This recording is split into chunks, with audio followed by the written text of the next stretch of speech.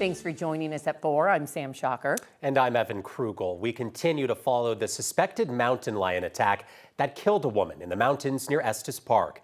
This afternoon, Colorado Parks and Wildlife tells us they have been tracking a third mountain lion in that area. And that's after killing 2 of them in the wake of yesterday's attack. For the very latest, here's Jeremy Hohola, who's been getting the latest updates. Jeremy, what have you learned? Yeah, this is a really horrible story. This happened on a hiking trail about 20 miles west of Loveland yesterday when people came upon the body of a woman who was hiking alone.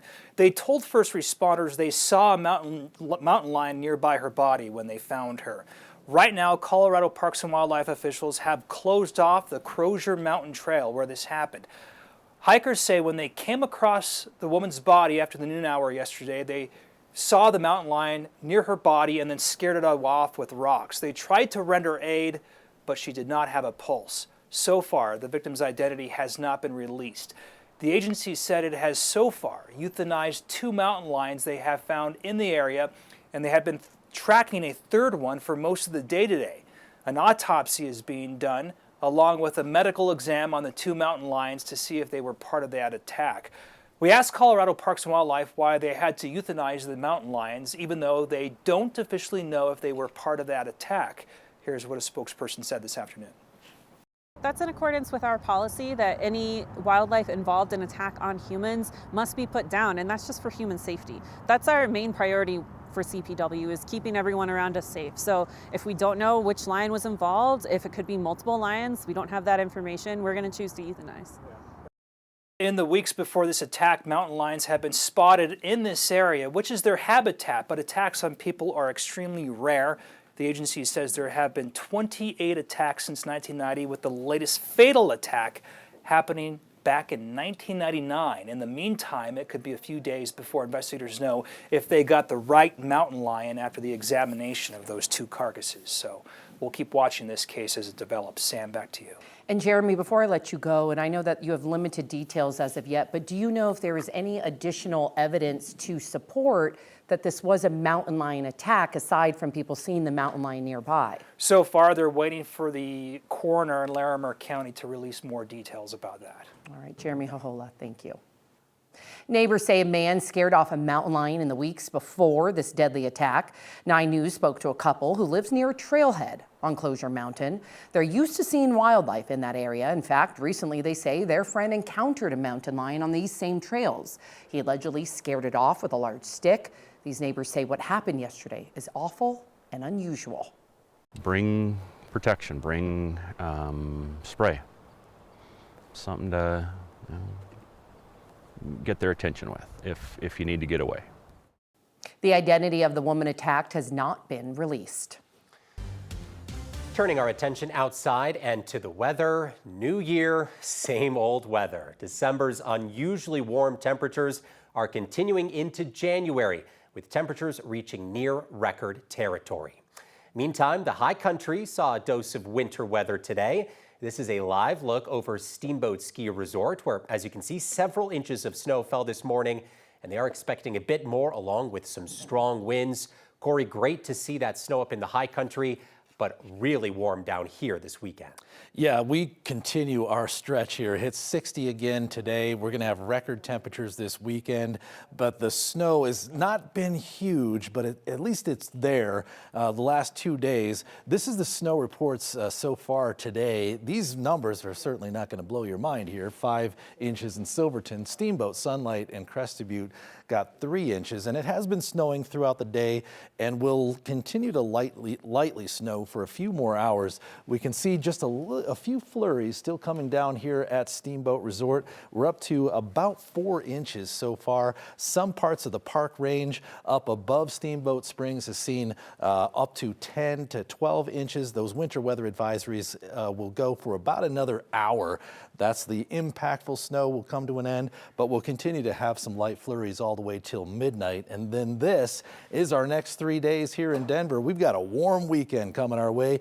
Could be pretty close to a record on Saturday, and I think we will tie a record possibly here on Sunday. And of course, with that, dry conditions and some gusty winds. We're going to be talking about some grass fire danger also on Sunday. Monday will be warm before we start to head down a little bit cooler going into next weekend. Corey, thank you. A Douglas County school employee has been arrested, suspected of incest and sexual assault on a child. 35-year-old John Michael Beccia Jr. was arrested following a tip that he possessed child pornography. Investigators say he was hired as an assistant kitchen manager at Mountain Vista High School in November. The investigation hasn't identified any Mountain Vista High students. The school district told families that he was no longer employed by them. He's being held in the Douglas County Jail. The Denver Broncos can lock up the #1 seed in the AFC this weekend with a win over the Los Angeles Chargers. It would also guarantee the Broncos have home field advantage through the playoffs. Let's hope they can make it happen. That would mean hosting up to 2 playoff games.